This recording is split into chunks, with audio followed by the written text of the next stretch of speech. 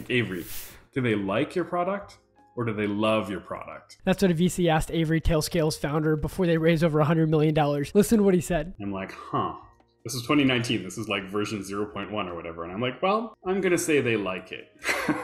So he was like, well, that's your mission for the next 12 months. Make sure they love your product. And this one hit me really hard. Whether you're a founder or not, do people love the output of what you're creating? Avery and his team went all in on that one word. So that's what we did for the next 12 months. And we've been continuing to do is like, look, when you get people who really love your product, then they tell people about it. The more they love it, the more they tell people about it. And Tailscale has been really fun because we put everything into that. And so we have this huge word of mouth where like people are like ranting to their friends about how much they love this thing. My question was then, what's the biggest lever that you used to get your customers from liking it to loving it? Most important thing is just listen to people's feedback. It's so obvious, right? I personally hang out on Twitter and monitor like every usage of the word Tailscale. And you can go on a search trying to find feedback about Tailscale. And it is kind of hard to find people who are upset about things. There's still, if I was to make a list, there's like 5 things I could find. Hacker News has always got the cynics. Like, okay, you can discard those, but there's a few people, they want this and they want that. And we just like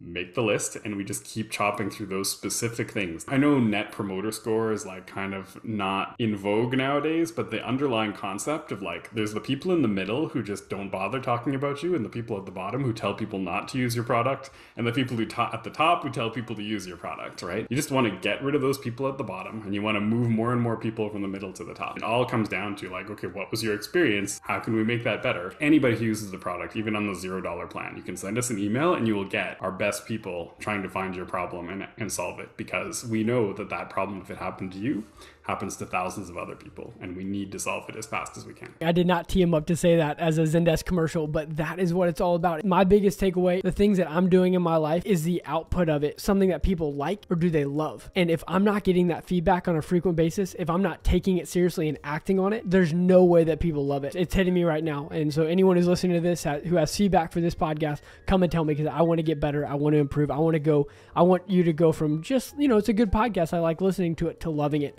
And I want to challenge each other in this community. It's a great episode. Boom.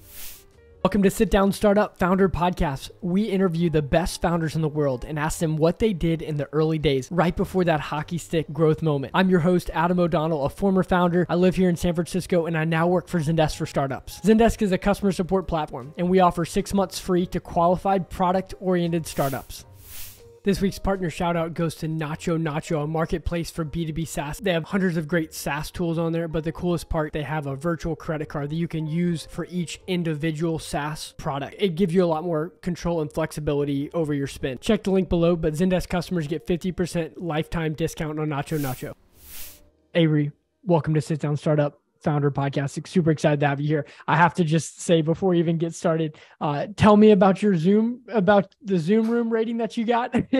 Right. Well, I mean, this room is now sort of my trademark, because one of the earliest people at Tailscale, Brad Fitzpatrick, who was the founder of LiveJournal back in the day, after a previous interview, he forwarded this to the Rate My Zoom Room people on Twitter. And I actually got I'll remember this probably forever. I got a 1 out of 10, raised $100 million, maybe spend $75 on a setup. But like now I can't spend $75 on a setup because I'm so proud of this rating.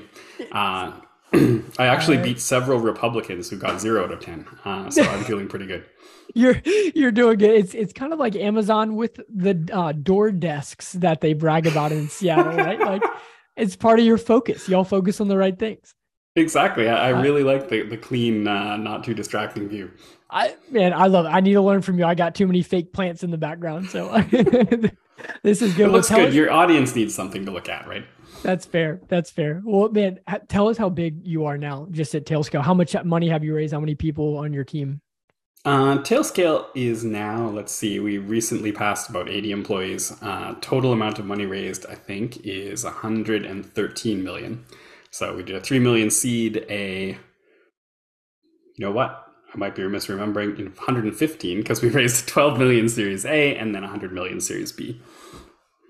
That's amazing. Congratulations. When I first started this podcast, we always highlighted on these amazing raises and just kept going from there.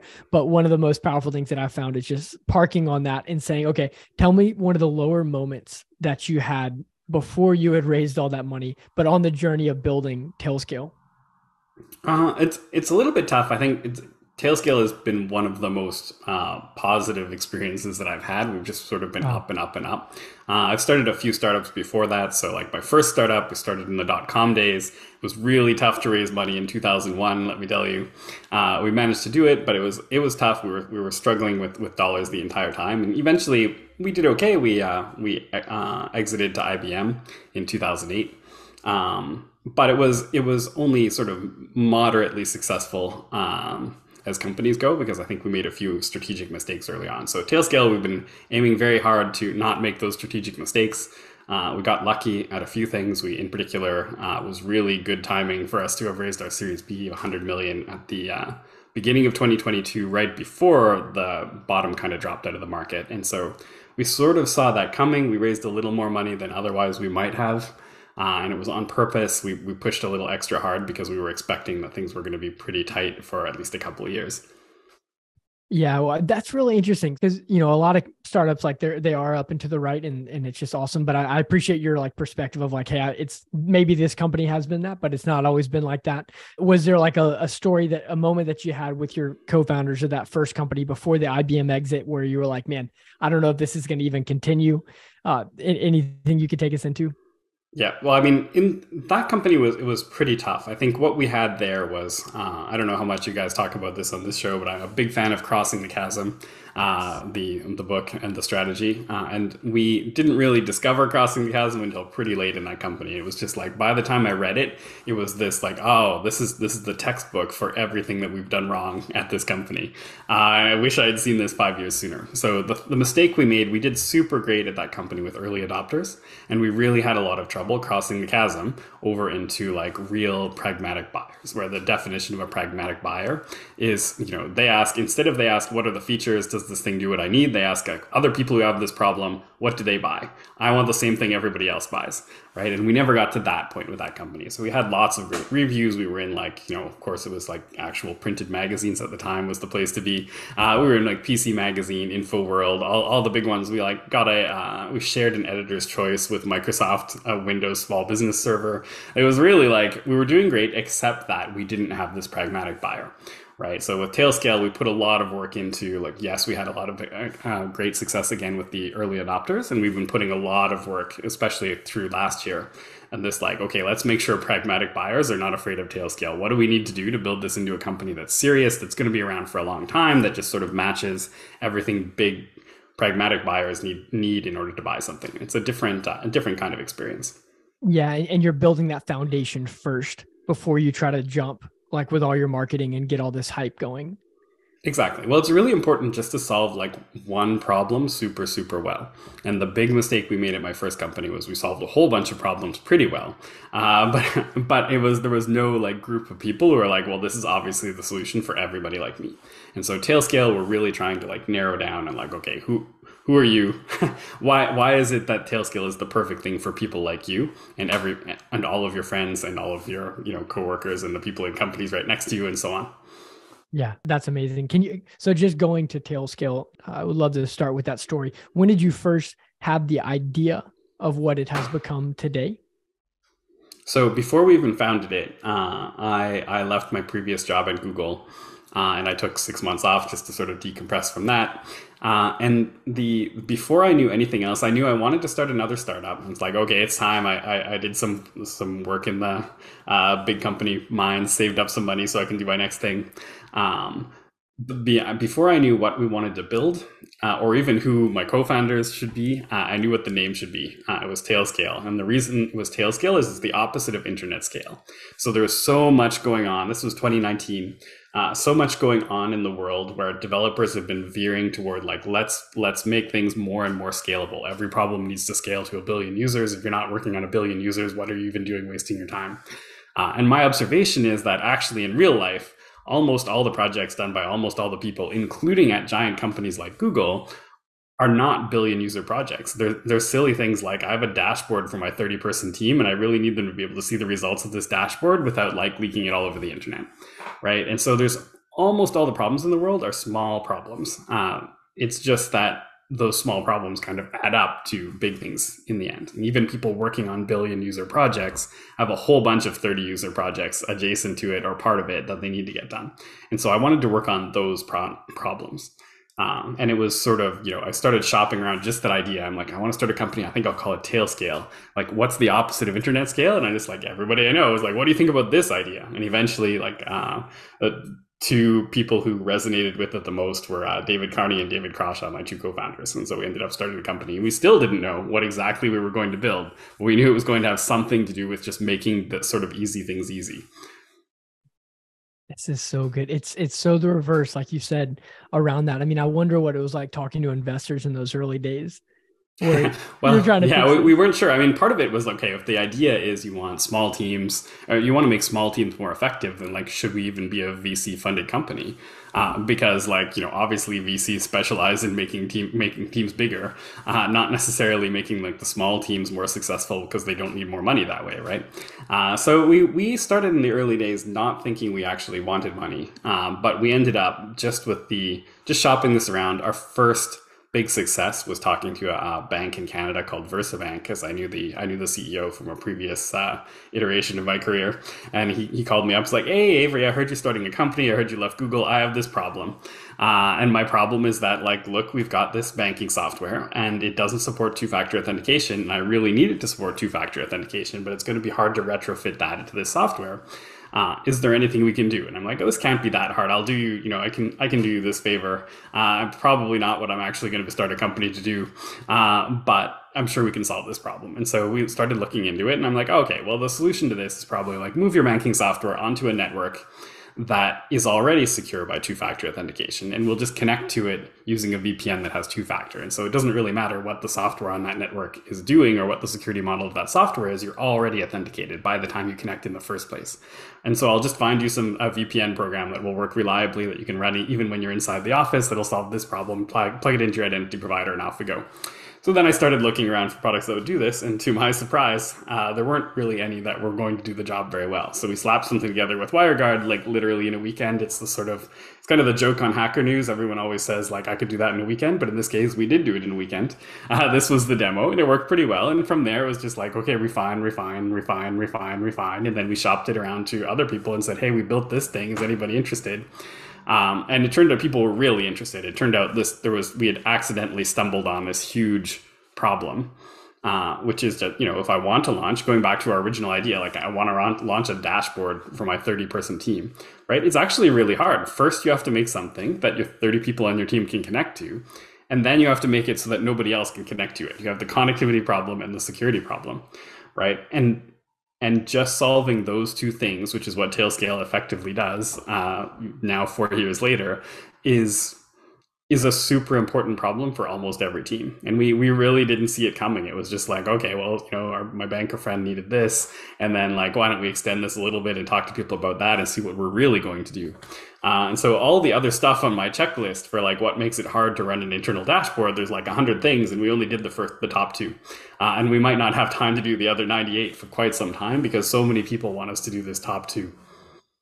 Wow. I know everyone listening right now is blown away, and I love your speed of talking. I love this story. Help me with, you said shopping it around to other people. So, because I imagine that we've all had that call from someone who's like, "Hey, I have this problem, blah, blah, blah." And maybe you solved their problem, but you're building a service company if you can't do it for a lot of people. So I'm curious how you did that shopping around. Like, how long did that actually take, and what were you doing? So we talked to quite a few people for quite a few months. I think we ran into this first customer relatively early on because it's easy enough to start with like business people that I already know. But we actually took a branch down a direction of logs processing, which was another thing I'd done, including like some experience at Google, and one of my co-founders had done some logs processing stuff. I even have a blog post about logs processing that I wrote before starting Tailscale. And so we started talking to a company that was like upset about how their logs were going, or they were overpaying for that. And like, "Hey, can you build a system to solve this problem?" And we're like, started doing some calculations, like, yes, we could do this. We could definitely make money in the logs processing world. But when we looked into it more deeply, like we talked to other people who might want that stuff, like the list of things they wanted was not exactly the list of things that I particularly wanted to build. It was very much a like, I don't know, gut feeling kind of thing. It's like, yes, we could definitely make money in this, but I don't know that I'm going to like the direction this takes us. And so I was more interested in sort of the networking angle. It was more like, it felt more like, the original concept of like Tailscale. Is it solving the kind of problem that I'm trying to solve? How much more do I need to do with networking? Oh, this can't be that hard. We will do this part, and then we'll do the other parts you need to launch these dashboards. But we talked to probably a couple hundred people.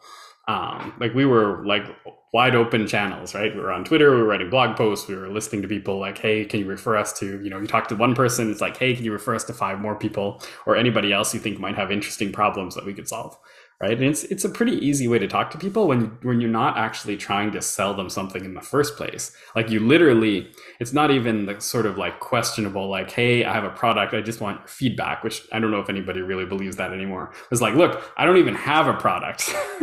I just want to build some stuff. Can you tell me about your problems? And it turns out like lots of people are willing to spend half an hour to rant about their problems, as long as you're willing to actually listen. This is really interesting, but help me with how you picked the persona, because you can get really confused. When I did that, I did about over 1,000 customer discovery calls, and it was really easy to get confused if I talked to different types of people. So I'm curious how you manage that. Oh yeah, well, I mean, they're all different, right? So this goes back to crossing the chasm again. I think maybe an undersold part of the book is the part from before the chasm. So when you're in the early adopter visionary stage, you actually don't need to worry too much about the fact that everybody you talk to is different. You're kind of looking for people who, like, when you mention a particular thing, they kind of like resonate. It's like, oh, well, God, network connectivity, that sucks. And like, oh, a bunch of people seem to think network connectivity sucks. And a really common feeling is that, like, look, my job is not network connectivity. I am trying to do something else, right? It has nothing to do with my job. All of this crap, security and authentication and encryption and keys and VPNs and all this other stuff. Like, look, none of that was in my list of things I wanted to do. I just wanted to make a dashboard for my team. I even made the dashboard. It's running on my laptop right now. And now there's like twice as much work I have to do over again just so they can connect to it. This is stupid. I don't like doing any of it. I never want to think about it again, right? And this is just generally the theme. And it's amazing how many different people and how many different walks of life believe that their job is not networking, right? It's like the anti persona, right? It's like, I'm not asking you what you do want to do, but we found a lot of people who definitely don't want to do that, right? And then, we built a product for the kind of visionary people who are willing to try that. As we started narrowing things down, when we got to the part of crossing the chasm, it's another story. Then you say, okay, who is the actual buyer of the product who will eliminate this problem for a whole bunch of people in your organization? Yes, you have to narrow that down. But the actual product came from sort of the opposite of that. We are a networking product. The whole point of it is to just disappear. So you think about it as little as possible. It's a tiny little icon in the toolbar on your MacBook or something, and you should hopefully never have to click that icon. That's our dream. I love that. I think a lot of HR solutions have done a good job with this. I know even that's a different example because people do like doing that, but there's a lot of things where it's like an early stage founder, like a Gusto. You're not building a company to manage HR. You're building a company to solve a problem. So yeah, I love that's a great example, right? Because an early stage startup might not even have an HR person who is making decisions like this. They have a founder who's never done it before, but they need to get rid of these problems. And so a product that can do that as smoothly as possible works for that market. I love that. And you understood their job to be done. I'm sure you're familiar with that as well. But like the job to be done was like, we want a dashboard so we can communicate. And like, these are just some annoying things that have like hit me in the face that I can't accomplish it without it. Exactly. Yeah, and as we've expanded, things have gone quite a bit. Gotten a little more. It depends who you talk to, right? Tailscale is still good for like disappearing in the distance for startups.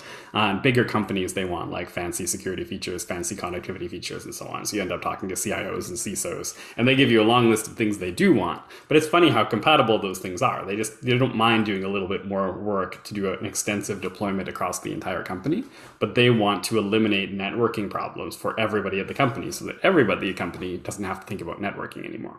And that it was, we started in 2019, 2020 came along. Suddenly networking became really important because nobody was coming to the office anymore. So it was like, okay, you're not going to run your network the way you thought you were going to run your network. Everything's different.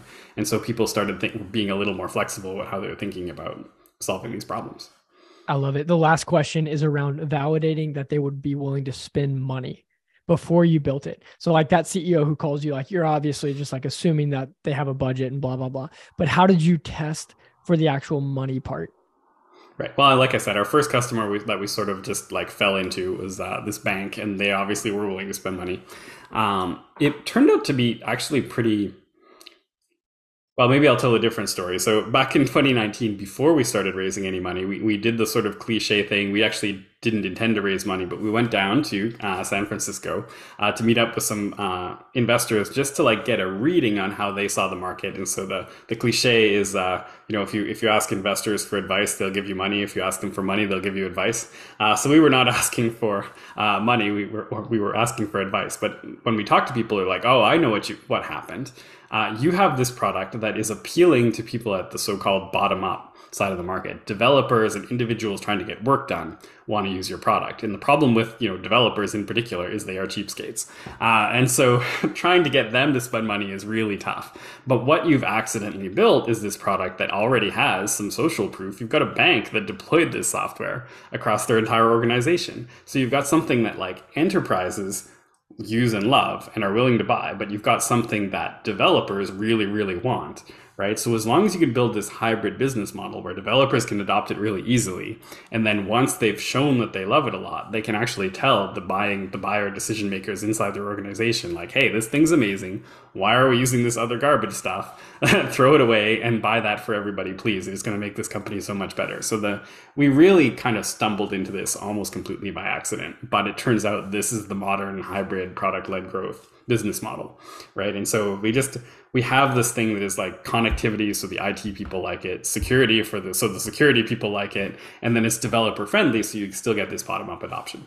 This is amazing. I've thoroughly enjoyed this story. Just the very last question is around just how you view expanding your current customers, or any like just word of advice that you would give to a founder about your current customers that you have right now as you continue to grow the company.